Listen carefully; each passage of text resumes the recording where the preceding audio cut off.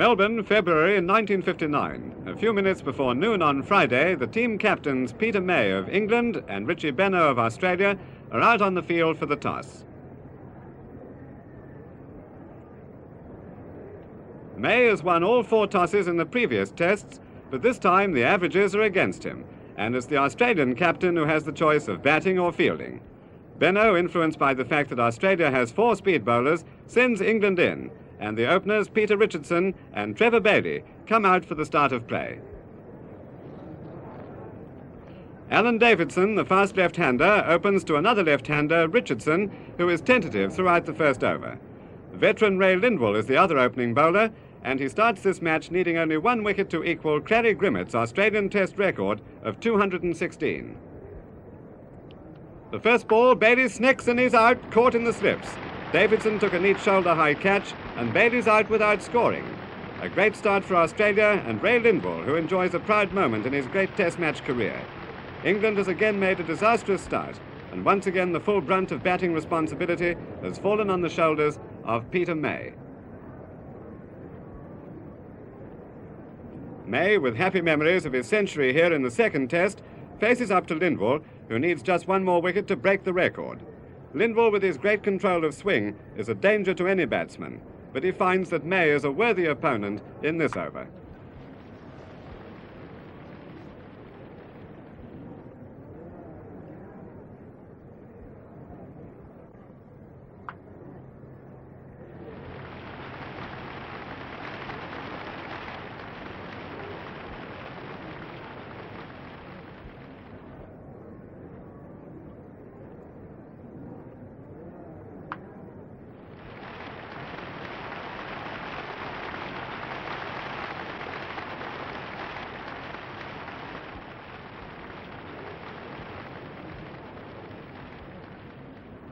This forthright start gives May 5 runs and the strike against Davidson. The England captain maintains a fast scoring rate, and even at this early stage it looks as if England will make a recovery.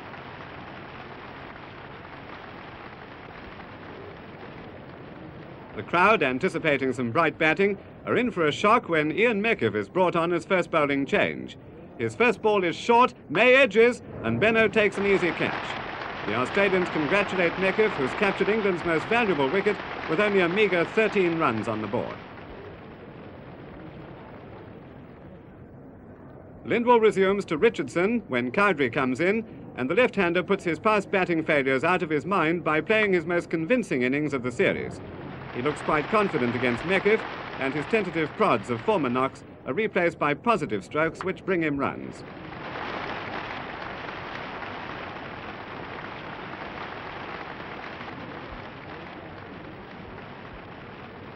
Three runs to Richardson brings Cowdrey to the striker's end. Meckiff summons an extra burst of speed, but Cowdrey slams the ball through the offside field to score his first runs. The forceful attacking stroke brings the brilliant O'Neill into the picture, but he can't prevent the batsman crossing for 2 runs. In the new Lindwall over, it's Richardson who keeps up the steady scoring rate with a push to leg.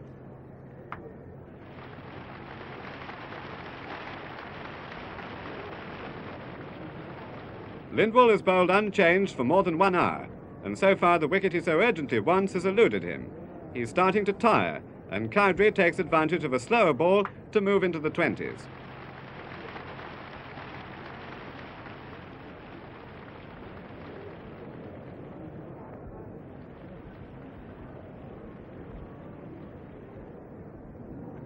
Shortly before the luncheon adjournment, Meckiff starts a fresh over to Richardson, and when a powerful square cut sends the ball past the close-in field, the batsmen are able to take the score past 50. This is also the first boundary of the match, and at lunch, England is 2 for 53. After the adjournment, the cameras are focused on Davidson as he resumes bowling to Cowdrey. A ball on the off is snicked, and Cowdrey's out, caught in the slips for 22. The catcher was Lindwall, and 3 England wickets have fallen for 61.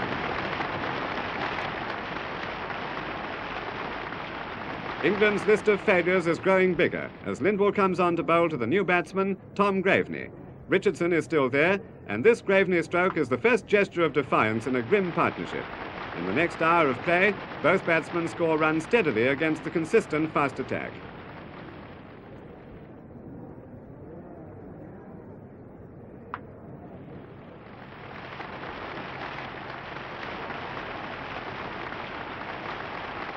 score moves past the 100 mark, and when Richardson declines a third run, he's reached his 50, his first of the series.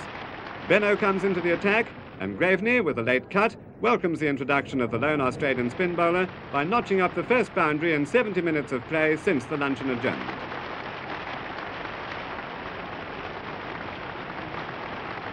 Graveney's boundary brings a reaction from the leg spinner, and the next ball from Benno sees Tom hit it straight to McDonald at mid-on. Graveney out for 19, and the scoreboard is disappointing reading for England. In comes Dexter. In comes Meckiff with a fast outswinger. Dexter gets an outside edge, and Lindwall takes a brilliant catch in slips. Dexter out without scoring, and half the side is gone as Davidson bowls to Roy Sweatman, who makes his usual defiant start. On form, this pair is England's last hope of a respectable score, and the crowd, realizing this, is engrossed in the Davidson-Sweatman battle. Sweatman attempts a cover drive. He snicks and is caught by Grout behind the stumps. 6 England wickets have now fallen, and an unusual feature is that all 6 have been caught. Benno resumes bowling his leg breaks. Richardson, beaten by flight, mistimes his drive and is out caught and bowled. Richardson scored a valuable 68, which is more than half of the England total with 3 wickets in hand. The new batsman is Mortimer, as Davidson comes in. Mortimer, playing his first test, scores freely in a brave attempt to save his team.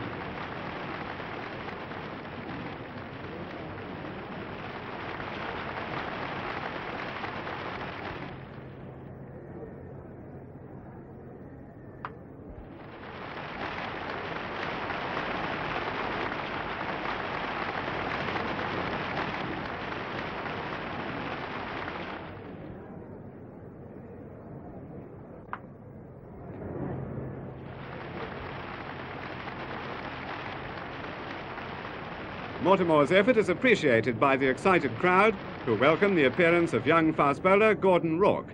Truman starts to support Mortimer, and this drive is the start of an entertaining period of play.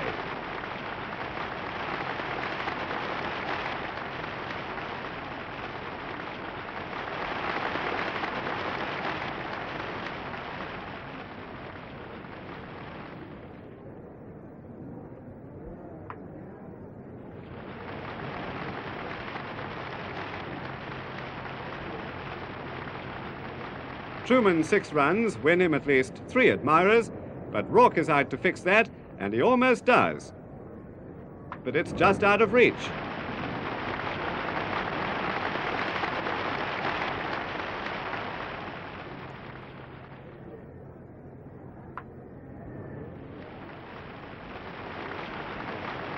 Mortimer and Truman add a valuable 63 runs, and at the end of the first day's play, England is 7 for 191. On Saturday, play begins with Benno bowling to Truman, who attempts a big hit. The ball soars high, and Benno takes the catch. This is Benno's 3rd wicket and his 2nd caught and bowled. In the next over, Meckiff bowls to the incoming batsman Tyson, who decides that he's going to get his runs bravely or not at all.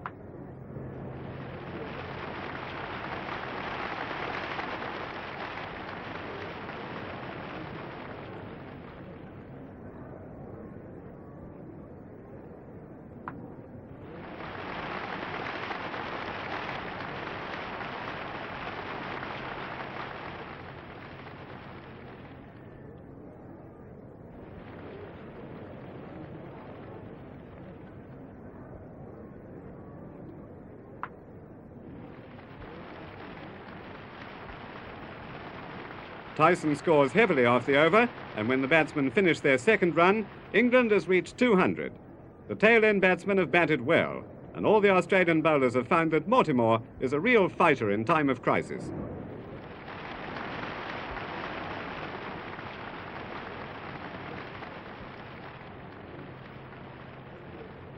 Three more to Mortimer, and then it's the Australians who put the shutters down. When Benno bowls a good one, Tyson edges, and Grout snaps up the catch.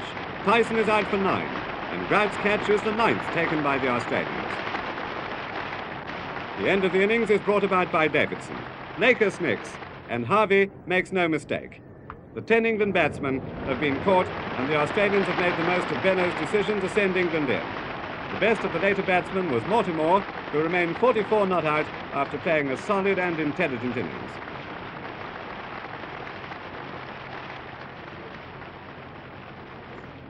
England's moderate total seems to be well within Australia's reach, but Freddie Truman is going to make it a hard job. It's a lively opening, and McDonald is struck on the hand. The opening batsman is not seriously hurt, and he faces Truman as he comes charging in for his second ball. And from this second ball, McDonald is able to score his first runs.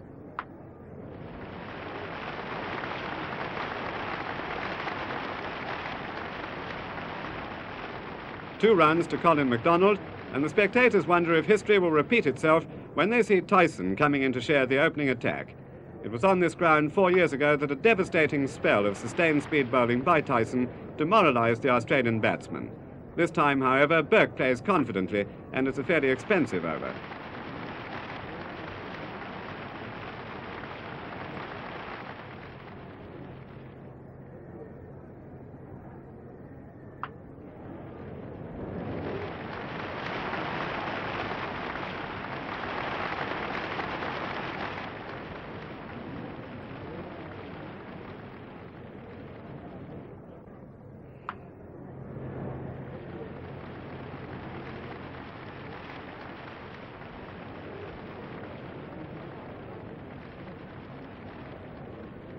The Australian openers are scoring at a good rate, and they win the admiration of the spectators by attacking Truman's lively bowling.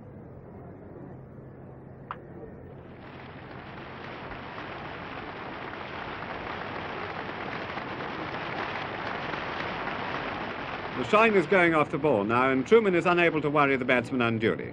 This is one essential difference between the two teams. Where the England openers have failed, Burke and McDonald in particular are succeeding. This sustained Australian performance against the opening attack has on several occasions in this series laid the foundations of a big score.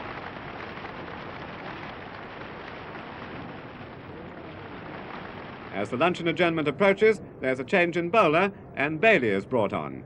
His introduction doesn't worry a confident McDonald, and his habitual cut is worth more runs.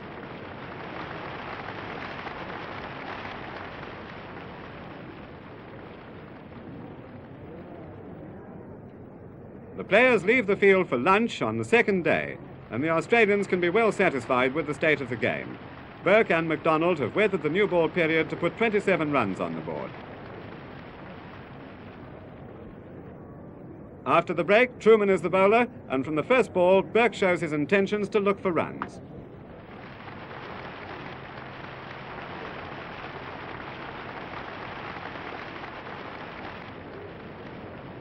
In the next over, Bailey has the rare experience of having his leg theory bowling battered by both batsmen, who seem to be finding gaps in the field with ominous regularity.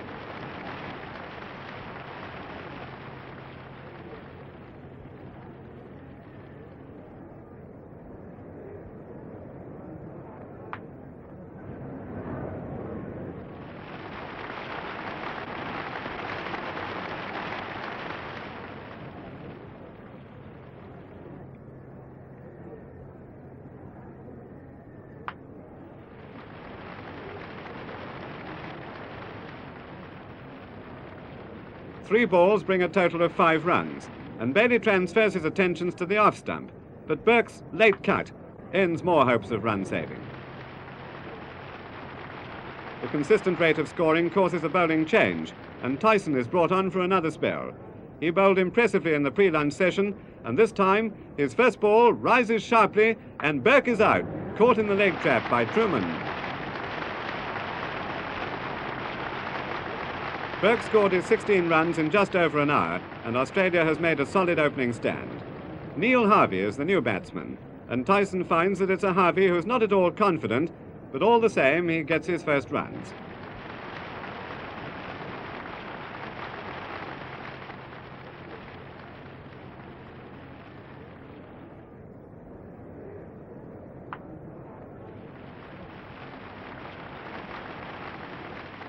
The single to Harvey brings McDonald against Tyson. The fast man is right at his top, and there's a catch, but it's dropped by Mortimer.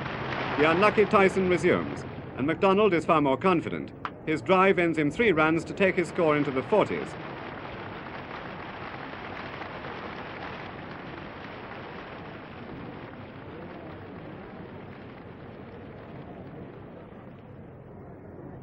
The game takes a new slant when slow bowler Jim Laker comes on, and Harvey, with a crashing drive, indicates that this wicket will not take a great deal of spin at this stage.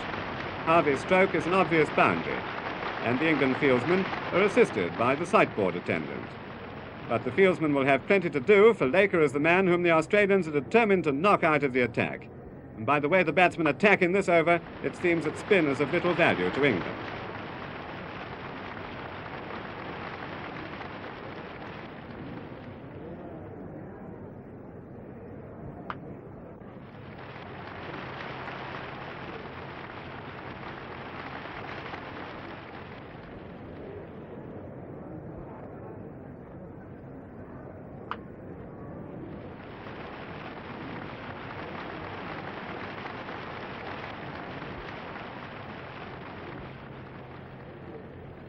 This boundary stroke takes McDonald to 50, and Australia is in a very good position.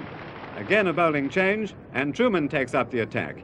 His first ball is on a good length. Harvey snicks, and he's out, caught by the jubilant Sweatman. Harvey is out for 13, and Truman has captured his first wicket. May congratulates his bowler, and the scoreboard shows that the incoming batsman is the brilliant Norman O'Neill. Truman causes the most exciting moment of the match with this ball. O'Neill pushes forward, gets an edge, and he's out, caught by Cowdrey at short gully. O'Neill is out first ball without scoring, and Freddie Truman justly deserves the praise of his captain.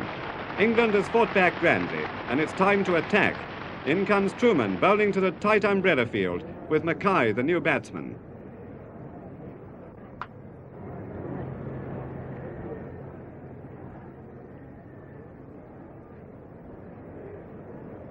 Mackay is able to avoid a duck, and the single brings McDonald to the striker's end. McDonald, unconcerned by the falling wickets and the hostile bowling, is still willing to play attacking strokes, and he takes his score into the 60s.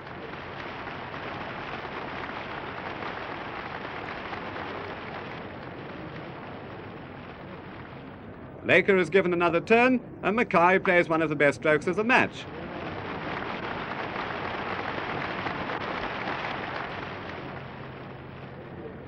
It's 4 runs all the way, and the stroke gains more than the normal applause from the big crowd because the 4 runs take Australia's score to 100. Now some quick bowling changes, and Bailey comes on to try to unsettle the batsman. McDonald, playing well, unfolds a drive that scatters the offside field for another boundary.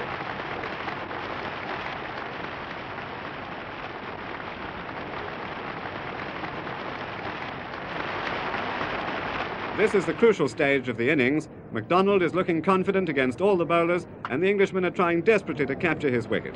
May tries every move to break the partnership, and now it's Tyson who's bounding in to bowl to the resolute Mackay, who's playing a valuable secondary role here to McDonald. Runs are coming along steadily, but the scoring rate slows down again when Mortimer restricts McDonald to an occasional single.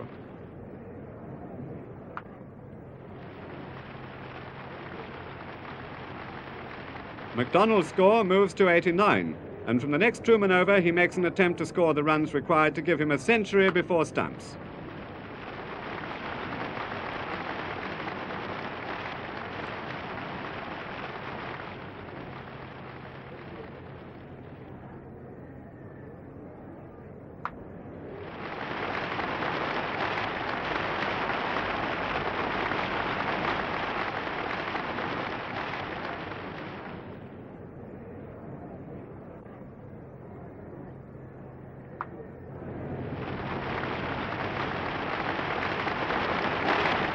McDonald takes 6 runs off the over, much to the crowd's delight.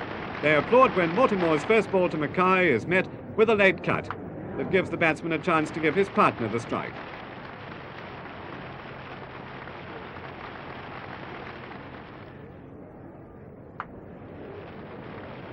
This single to McDonald takes him to 96, and he retains the strike for the last over before stumps. Truman comes thundering in, and there's loud applause when McDonald is able to turn the ball to leg for 2 more.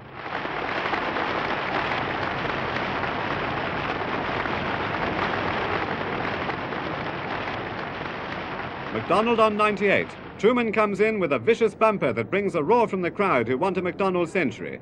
Truman is forced to literally duck for cover as he makes peace with the world.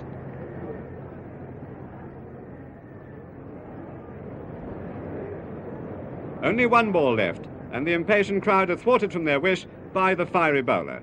As far as Fred is concerned, McDonald will stay on 98, and it's another bumper. The players leave the field at stumps with Australia 55 runs behind with 7 wickets in hand. Monday. Truman bowls the second over of the morning of the third day, and McDonald, turning the ball to leg, is able to take the run that gives him his second century of the series.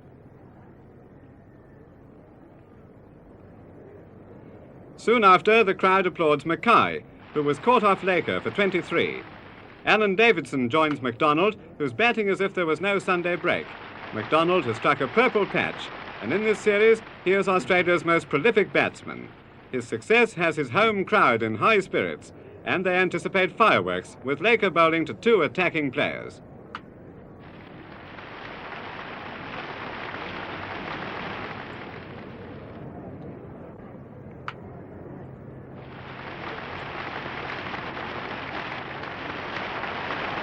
Five runs come off the over, and off-spinner Mortimer is the next bowler punished by the confident Australian pair.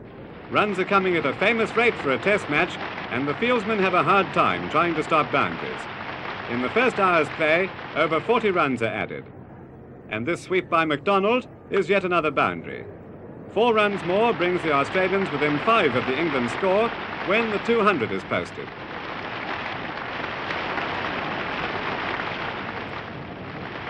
Australia soon gets a first innings lead, and then Mortimer revives England's hopes with this ball. Davidson clean bowled for 17 after a partnership with McDonald worth 53 runs. Davidson walks off, and Mortimer comes in to Richie Benaud, the next batsman. The Australian captain forces the first ball away for a single, and Australia leads by 3 with 5 wickets in hand. When Alan Davidson was out, Mortimer took his first test wicket. The single brings McDonald against Laker, and he attempts to cut, snicks, and he's caught by Cowdrey at first slip. This vital catch has ended a fine innings, and England is right back in the game. The valiant McDonald scored 133 after batting for more than 5 hours, and he receives a tremendous ovation from the crowd of 30,000.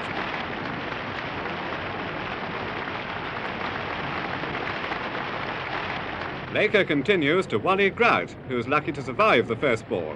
It's worth 2 runs, but the Australian position has deteriorated.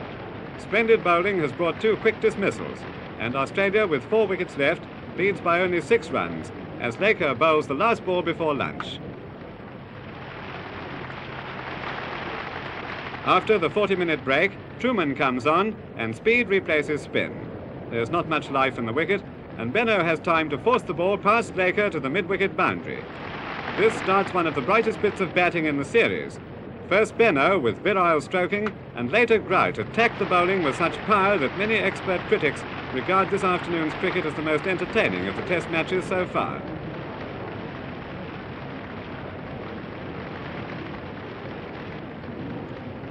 Australia is quickly increasing her lead, and Truman, determined to break the highly dangerous partnership, has the Australian captain in trouble, but Benaud makes the most of his good fortune while the fiery fast bowler reacts in typical fashion. Freddie, with all his mannerisms, is a great favourite because every time he gets the ball, he's trying with every trick he knows to get a wicket. He has a great sense of humour too, and his byplay with the crowd on the outer ground has won him thousands of admirers.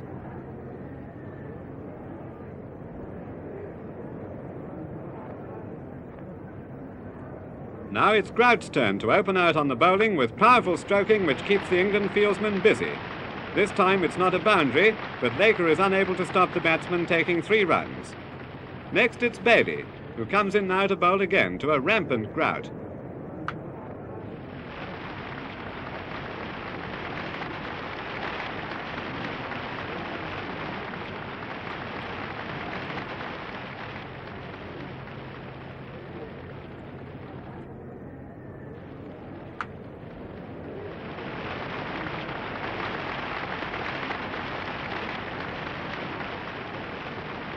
Grout and Benno post their century partnership in quick time, and then Truman comes in for heavy punishment from Benno in a succession of boundary strokes.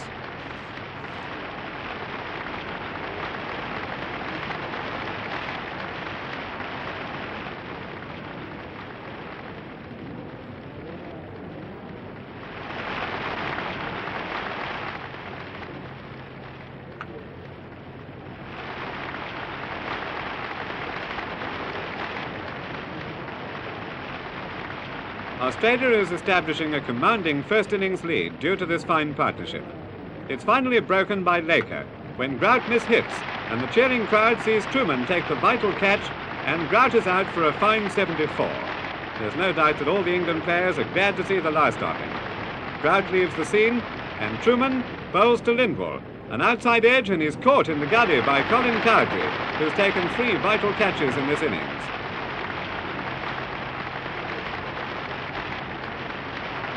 Lindwall's is the 8th wicket to fall, and Australia leads by 124 runs as Truman bowls to Meckiff.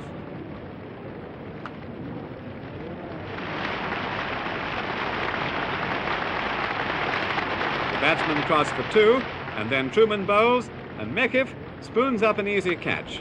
A good effort by Truman, who's taken 4 wickets and 3 catches. Meckiff is out for 2, the 9th Australian wicket to fall. Now Benno must attack, and attack he does. In spite of the defensive field, he rattles up the runs in grand style. The last wicket puts on more than 20 runs, and the spectators are getting a cricketing treat. However, Laker gets Benno, who fails with an attempted big hit. The ball goes high in the air, and Sweatman takes the catch. Benno scored a bright 64, and Truman 4 for 92, and Baker 4 for 93, finished with the best figures. Australia has a commanding lead, and the critics agree that England will be struggling to save the match. Play starts with Richardson taking the strike to Davidson, who's bowling to the usual attacking field, and it's apparent from the outset that the England batsmen will play defensively in an effort to force a draw.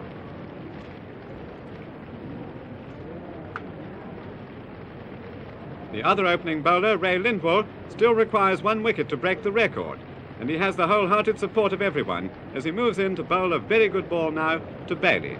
Bailey looks a little confused by this ball, and there's a general atmosphere of excitement around the ground. And now for a great moment in cricket history. In comes Ray Lindwall for a memorable ball in a famous career. He's done it. Bailey clean bowled without scoring. And Ray Lindwall has broken Grimmett's Australian record of 216 Test match wickets.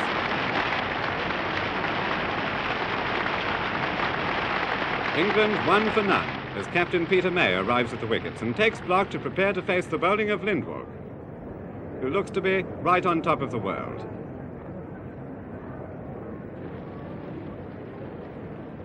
May is off to a streaky start as the ball pierces the infield cordon. It's worth 4 runs to England, but the big crowd is not interested in runs. Ray Lindwall is the man of the moment. He's achieved what no other fast bowler has done, and only one other bowler, Alec Bedser, has captured more wickets. The next over, it's Davidson bowling to Richardson, who's able to steer the ball through slips for his first run, while Harvey sets off on the chase.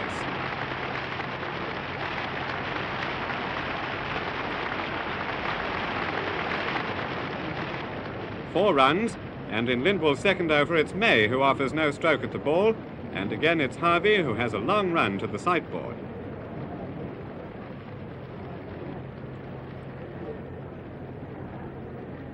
England 1 for 12 as Lindwall starts to move in. A ball just outside the off stump. May gets an outside edge and he's out, caught by Harvey for 4. England's hopes fade with the dismissal of May, and once again the Australian bowlers have broken through early in the innings. England is in a solid fight with the score at 2 for 12. Cowdrey takes care of a convenient full toss to get off the mark. This is the last over of the day's play, and the main interest Cowdrey and Richardson have is to protect their wickets until the next morning.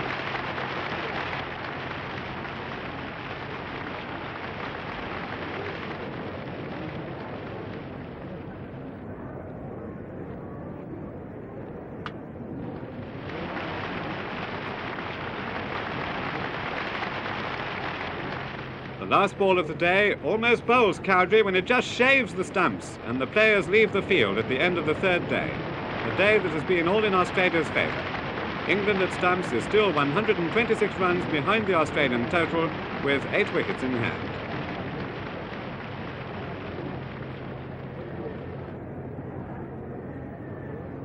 Only a small crowd turns up for the fourth day because it's expected that the English batsmen will be grim and defensive. Richardson lives up to the crowd's expectations in the first over from Davidson.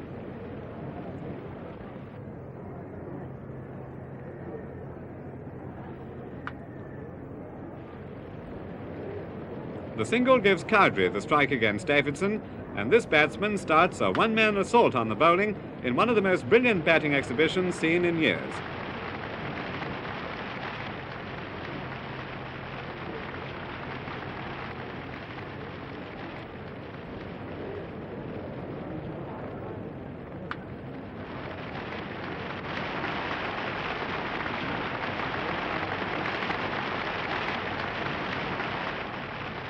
Cowdrey is scoring at a run a minute, and when Lindwall comes in for his second over, Peter Richardson produces a leg glance just to show that he can score boundaries as well.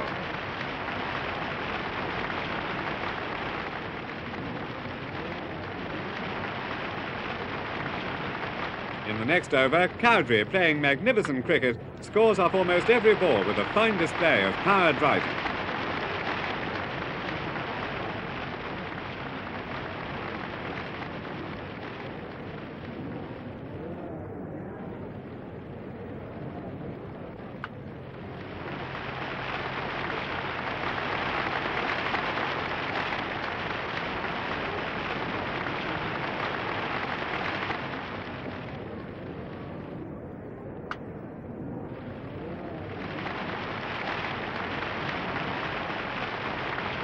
Cowdrey's score moves to 46, and then Davidson runs in to bowl to Richardson, who looks for a run, then hesitates, and finally decides to go. There's O'Neill's return to keeper Grout, and Cowdrey's given run out. Cowdrey out for 46, and everyone is sorry his innings has come to an end. England still 68 runs behind as Graveney joins Richardson. Davidson is the bowler, and both batsmen settle down in a grim effort to retrieve the position.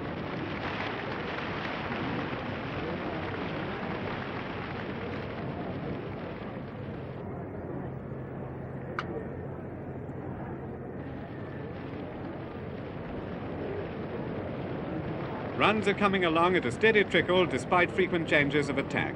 It's Meckiff now, and Graveney, playing cautiously, is able to take a single.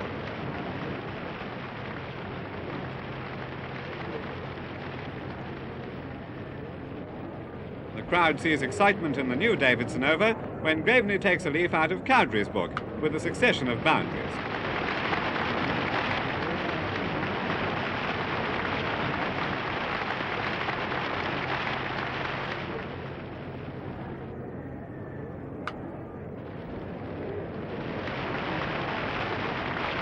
Batsmen take a second run, then they stop because the ball has reached the fence. And then the ABC camera records a thrilling moment when the young fast bowler Gordon Rourke is brought into the attack. Graveney turns the ball to Lindwall, but he's dropped. Lindwall consoled by keeper Grout, and Graveney has had a life.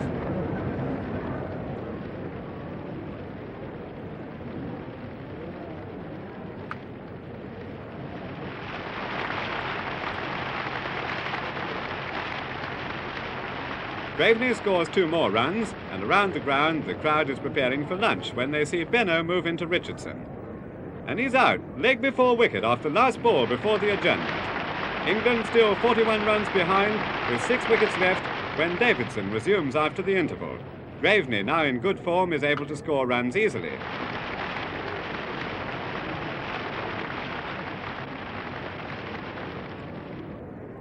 Davidson bowls to the new batsman Dexter, who's not at all confident. He seems bewildered by speed, and from the next ball, he fans outside the off stump.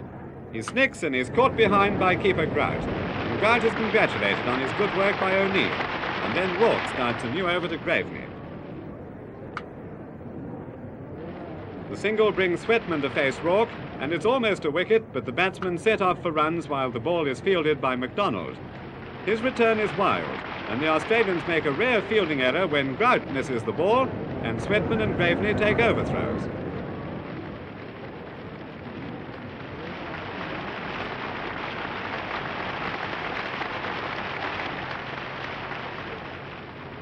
Three overthrows give Sweatman 5 for the stroke, and England is 4 runs behind the Australian total. Before another run is scored, Lindwall comes on for another spell, and his first ball raps Sweatman on the pads and he's out, LBW, for 9. Sweatman is the 6th wicket to fall, and England is facing certain defeat. In the next Lindwall over, Graveney, who's playing a solid innings, forces the ball through the onside field for 2 runs to put England in front. The Australians will have to bat a second time, and every run scored from now on will be grudgingly conceded by the bowlers. It's Davidson now to Mortimer, who opens his personal scoring account of the first ball he receives.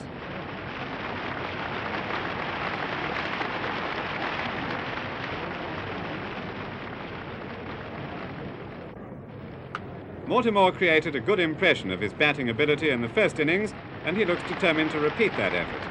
But the England supporters have only fleeting hopes of survival, because Davidson has Graveney reaching, a snick, and he's out, caught at first slip by Neil Harvey. Graveney lasted more than 2 hours to score 54, and England leads by 12, with 3 wickets to fall, as Davidson continues his over to the new batsman, Truman. Truman takes a single off this last ball before the tea adjournment, and at the 20-minute interval, the critics predict a quick finish. On resumption, Rourke is the bowler, and Truman and Mortimer start off brightly to score as many runs as they can while they're there.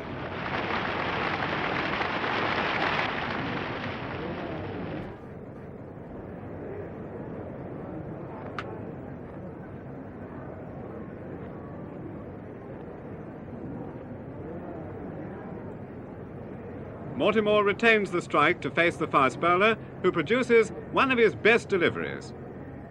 Mortimer clean bowled for 11, and England is 26 runs ahead with 2 wickets to fall. The pace of Rourke appears to be too much for Tyson, who survives a high-speed ball to score his first run.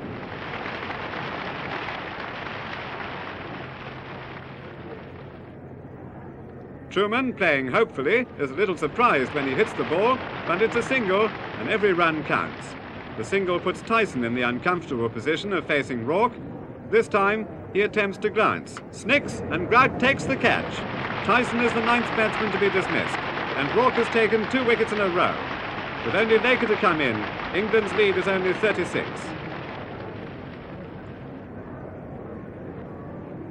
Davidson comes on after the excitement of Rourke's over, and Truman decides to launch a personal assault against the speed attack.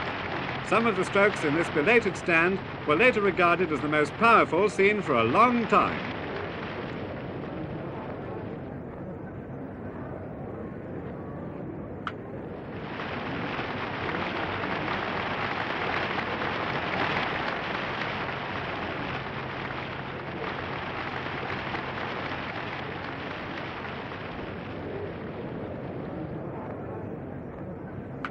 Truman is delighting the crowd and giving the umpire plenty of work. Now the spectators sit up in anticipation when they see Benno come on. This should be entertaining. That is, when Fiery Freddy gets his sights adjusted. Truman doesn't let his admirers down, and the next ball is met with a real Truman special, a full-blooded straight drive that takes the batsman into the 30s when the ball crashes into the boundary fence.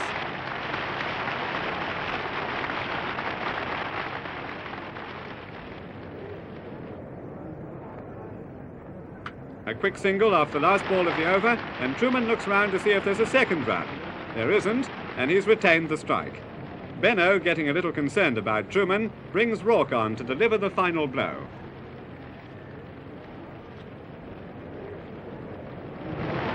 Truman out for a good 36, and Rourke pats him on the back for his virile batting. The result of the match is now a formality, for Australia needs only 69 runs to win. Truman opens the bowling for England, and McDonald showing aggression from the start by scoring freely in this first over. McDonald needs only 32 runs to give him a test match aggregate of 500 for the series, and his forceful play indicates that he should get them if he stays there long enough.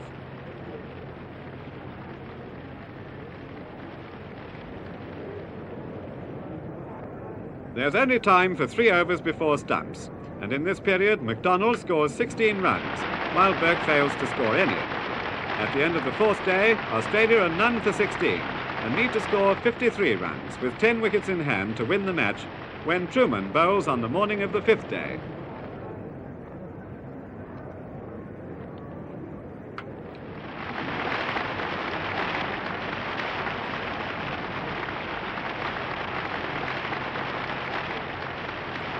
The Australian batsmen, with McDonald in particular, are scoring quickly, and with only 33 runs required for victory, there's a change in bowling and Frank Tyson comes on. Burke welcomes him by playing his first forcing stroke, and any tension goes out of the game as the batsmen draw near their goal.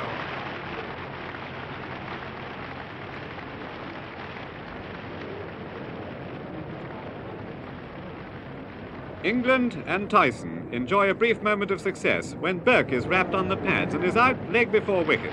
Burke is perhaps a little unlucky to be dismissed with the end so near, but it does mean that the second Test century maker, Neil Harvey, can participate in the finish with only 3 runs to get. McDonald, with this stroke through mid-wicket, takes a single to give him his 50, a fine effort after his first innings century. Only 2 runs needed now, and Harvey makes the scores level with this single through mid-on.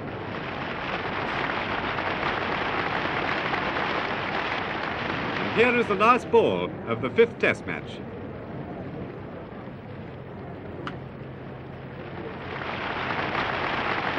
The 5th Test match has been won by 9 wickets. Australia, with earlier victories in the 1st, 2nd and 4th Tests, has the outstanding record of winning 4 matches to 0 in the rubber. Even though the competitive interest had gone out of the match because the Ashes had already been decided, the 5th Test match will be remembered for the magnificent performance of fast bowler Ray Lindwall, the outstanding batting of Colin McDonald, and the brief but exhilarating play by Colin Cowdrey. The series is over, and Melbourne farewells the England team.